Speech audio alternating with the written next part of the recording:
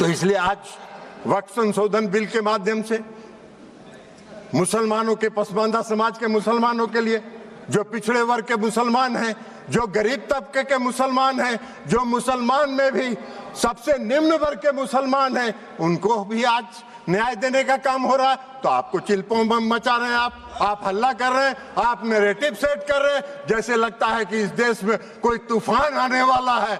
अरे तूफान नहीं आने वाला है। इस देश के पसमानदा समाज के मुसलमान कल नरेंद्र मोदी के साथ खड़े होंगे कि इनके शासनकाल में हमको न्याय मिला। आप कहां नजर आइएगा, नैरेटिव सेट करते रहिए। और उसके बाद आप बताइए, महिला सशक्तिकरण की बात करते हैं, बड़ा चिल्लाते हैं महिला सशक्तिकरण के लिए कि महिलाओं को सशक्त करना है, कांग्रेस पार्टी महिलाओं को सशक्त करती है।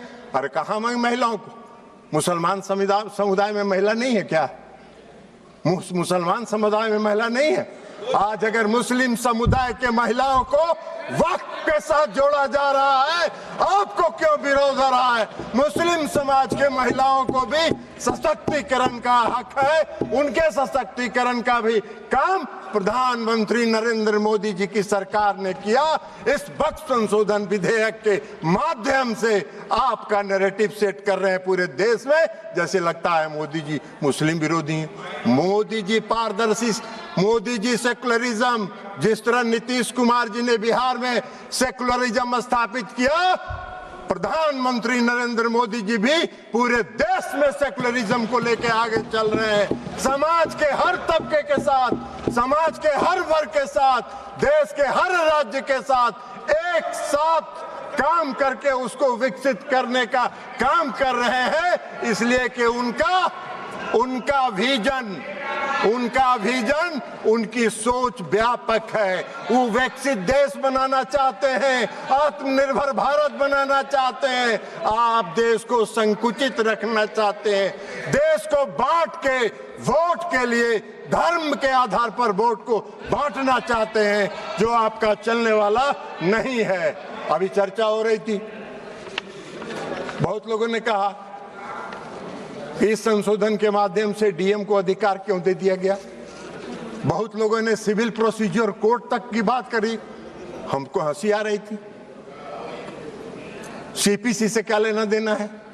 गाय का सील भैंस में, भैंस का सील सिंह जो है गाय में लगा रहे हैं। अरे भाई, इस देश में रेवेन्यू के रिकॉर्ड्स का कस्टोडियन कौन होता है? इस देश में रेवेन्यू के रिकॉर्ड्स का कस्टोडियन डिस्ट्रिक्ट मजिस्ट्रेट होता है। और डिस्ट्रिक्ट मजिस्ट्रेट को अगर यह अधिकार दिया गया था, कोई गलत नहीं था, लेकिन फिर भी आपने उसका विरोध किया। तो भाई सरकार ने सोचा कि चलिए आपके विरोध को मान लेते हैं, और उससे बड़े अधिकारी को दे दिया ये अधिकार। लेकिन रेवेन्यू के रिकॉर्ड्स का कस्टोडियन जिलाधिकारी होता है। आपका अगर झगड़ा होगा, मेरी संपत्ति का अगर झगड़ा होगा, वेणुगोपाल जी आपकी संपत्ति का किसी से झगड़ा होगा, तो कहां जाते हैं आप? खतियान देखने के पास? किसके पास जाते हैं? वही डिस्ट्रिक्ट मजिस्ट्रेट के यहाँ, वही डिस्ट्रिक्ट मजिस्ट्रेट की अदालत में जाते हैं। एक आम मुसलमान भी आज की तारीख में, आम नागरिक अगर मुसलमान का है और उसकी व्यक्तिगत संपत्ति पर कोई विवाद होता है, तो वो जाता है डिस्ट्रिक्ट मजिस्ट्रेट के यहाँ और वहीं से उसको न्याय मिलता है। तो आम मुसलमान डिस्ट्रिक्ट मजिस्ट्रेट के दफ्तर में जाएंगे, उनको न्याय मिलेगा। अब वक्फ को नहीं जाना है, इसलिए कि वक्फ की जमींदारी है। पूरे वक्फ की संपत्ति पर उसको समाप्त करने का काम, पारदर्शिता लाने का काम नरेंद्र मोदी की सरकार ने किया है। इसका स्वागत करना चाहिए, इसका विरोध नहीं होना चाहिए। अब आप कह रहे हैं कि ट्रिब्यूनल की बात आती है। भाई क्या ट्रिब्यूनल में क्या दिक्कत है? आज का क्या कानून है? आज का क्या कानून है? आज का कानून यह है जो पाप किया आपने 2013 में। आज का कानून क्या है कि अगर कोई वक्फ, जो सुबह में रिजिजू साहब मंत्री जी जो भाषण दे रहे थे, उन्होंने कहा कि धारा 40 को खत्म कर दिया हमने। बड़ा भाव बहुत अच्छा, धन्यवाद के पात्र हैं। किरण रिजिजू साहब जी, इन्होंने सुप्रीम कोर्ट की बिल्डिंग को, राष्ट्रपति भवन की बिल्डिंग को, लोकसभा की बिल्डिंग को बचा लेने का काम किया, नहीं तो कल को देता ये भी मेरा वक्त का संपत्ति है। भाई आपका कौन सा कानून है इस देश में? इस देश में ऐसा कहीं कानून होता है कोई प्रजातांत्रिक?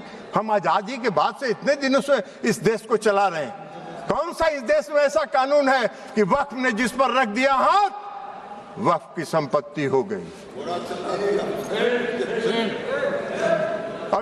अभी सेकुलरिज्म के इनके सहयोगी हैं, जिनके आजकल वेणुगोपाल जी, जिस पार्टी जो है जिसकी पिछलग्गू बनी हुई है, आज उनका भी वायरल हो रहा है।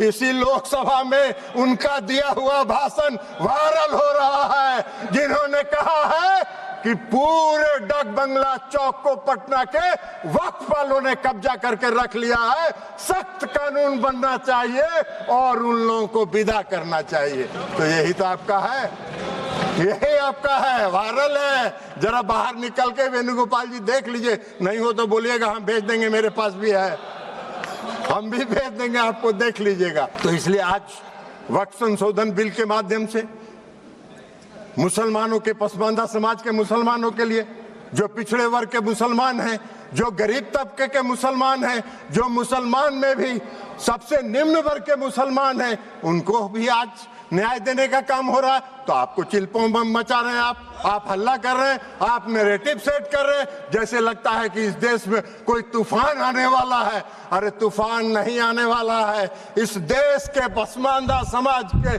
मुसलमान कल नरेंद्र मोदी के साथ खड़े होंगे कि इनके शासनकाल में हमको न्याय मिला। आप कहां नजर आइएगा, नैरेटिव सेट करते रहिए। और उसके बाद आप बताइए, महिला सशक्तिकरण की बात करते हैं, बड़ा चिल्लाते हैं महिला सशक्तिकरण के लिए कि महिलाओं को सशक्त करना है, कांग्रेस पार्टी महिलाओं को सशक्त करती है। अरे कहां महिलाओं को? मुसलमान समुदाय में महिला नहीं है क्या? मुसलमान समुदाय में महिला नहीं है? आज अगर मुस्लिम समुदाय के महिलाओं को वक्फ के साथ जोड़ा जा रहा है, आपको क्यों विरोध हो रहा है? मुस्लिम समाज के महिलाओं को भी सशक्तिकरण का हक है, उनके सशक्तिकरण का भी काम प्रधानमंत्री नरेंद्र मोदी जी की सरकार ने किया।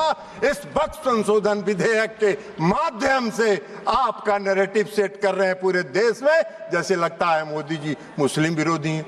मोदी जी पारदर्शी, मोदी जी सेकुलरिज्म, जिस तरह नीतीश कुमार जी ने बिहार में सेकुलरिज्म स्थापित किया, प्रधानमंत्री नरेंद्र मोदी जी भी पूरे देश में सेकुलरिज्म को लेकर आगे चल रहे हैं। समाज के हर तबके के साथ, समाज के हर वर्ग के साथ, देश के हर राज्य के साथ एक साथ काम करके उसको विकसित करने का काम कर रहे हैं, इसलिए कि उनका विजन, उनकी सोच व्यापक है। वो विकसित देश बनाना चाहते हैं, आत्मनिर्भर भारत बनाना चाहते हैं। आप देश को संकुचित रखना चाहते हैं, देश को बांट के वोट के लिए धर्म के आधार पर वोट को बांटना चाहते हैं, जो आपका चलने वाला नहीं है। अभी चर्चा हो रही थी, बहुत लोगों ने कहा इस संशोधन के माध्यम से डीएम को अधिकार क्यों दे दिया गया। बहुत लोगों ने सिविल प्रोसीजर कोड तक की बात करी, हमको हंसी आ रही थी। सीपीसी से क्या लेना देना है? गाय का सील भैंस में, भैंस का सील सिंह जो है गाय में लगा रहे हैं। अरे भाई, इस देश में रेवेन्यू के रिकॉर्ड्स का कस्टोडियन कौन होता है? इस देश में रेवेन्यू के रिकॉर्ड्स का कस्टोडियन डिस्ट्रिक्ट मजिस्ट्रेट होता है, और डिस्ट्रिक्ट मजिस्ट्रेट को अगर यह अधिकार दिया गया था, कोई गलत नहीं था, लेकिन फिर भी आपने उसका विरोध किया। तो भाई सरकार ने सोचा कि चलिए आपके विरोध को मान लेते हैं, और उससे बड़े अधिकारी को दे दिया ये अधिकार। लेकिन रेवेन्यू के रिकॉर्ड्स का कस्टोडियन जिलाधिकारी होता है। आपका अगर झगड़ा होगा, मेरी संपत्ति का अगर झगड़ा होगा, वेणुगोपाल जी आपकी संपत्ति का किसी से झगड़ा होगा, तो कहां जाते हैं आप? खतियान देखने के पास? किसके पास जाते हैं? वही डिस्ट्रिक्ट मजिस्ट्रेट के यहाँ, वही डिस्ट्रिक्ट मजिस्ट्रेट की अदालत में जाते हैं। एक आम मुसलमान भी आज की तारीख में, आम नागरिक अगर मुसलमान का है और उसकी व्यक्तिगत संपत्ति पर कोई विवाद होता है तो वो जाता है डिस्ट्रिक्ट मजिस्ट्रेट के यहाँ और वहीं से उसको न्याय मिलता है। तो आम मुसलमान डिस्ट्रिक्ट मजिस्ट्रेट के दफ्तर में जाएंगे, उनको न्याय मिलेगा। अब वक्फ को नहीं जाना है, इसलिए कि वक्फ की जमींदारी है। पूरे वक्फ की संपत्ति पर उसको समाप्त करने का काम, पारदर्शिता लाने का काम नरेंद्र मोदी की सरकार ने किया है। इसका स्वागत करना चाहिए, इसका विरोध नहीं होना चाहिए। अब आप कह रहे हैं कि ट्रिब्यूनल की बात आती है। भाई क्या ट्रिब्यूनल में क्या दिक्कत है? आज का क्या कानून है? आज का क्या कानून है? आज का कानून यह है जो पाप किया आपने 2013 में। आज का कानून क्या है कि अगर कोई वक्त, जो सुबह में रिजिजू साहब मंत्री जी जो भाषण दे रहे थे, उन्होंने कहा कि धारा 40 को खत्म कर दिया हमने। बड़ा भाव, बहुत अच्छा, धन्यवाद के पात्र हैं किरेन रिजिजू साहब जी। इन्होंने सुप्रीम कोर्ट की बिल्डिंग को, राष्ट्रपति भवन की बिल्डिंग को, लोकसभा की बिल्डिंग को बचा लेने का काम किया। नहीं तो कल कह देता कि ये भी मेरा वक्त का संपत्ति है। भाई आपका कौन सा कानून है इस देश में? इस देश में ऐसा कहीं कानून होता है? कोई प्रजातांत्रिक, हम आजादी के बाद से इतने दिनों से इस देश को चला रहे हैं। कौन सा इस देश में ऐसा कानून है कि वक्फ ने जिस पर रख दिया हाथ, वक्फ की संपत्ति हो गई? अभी सेकुलरिज्म के इनके सहयोगी हैं, जिनके आजकल वेणुगोपाल जी, जिस पार्टी जो है, जिसकी पिछलग्गू बनी हुई है, आज उनका भी वायरल हो रहा है। इसी लोकसभा में उनका दिया हुआ भाषण वायरल हो रहा है, जिन्होंने कहा है कि पूरे डाक बंगला चौक को पटना के वक्फ वालों ने कब्जा करके रख लिया है। सख्त कानून बनना चाहिए और उन लोगों को विदा करना चाहिए। तो यही तो आपका है, यही आपका है, वायरल है। जरा बाहर निकल के वेणुगोपाल जी देख लीजिए, नहीं हो तो बोलिएगा, हम भेज देंगे, मेरे पास भी है, हम भी भेज देंगे आपको, देख लीजिएगा।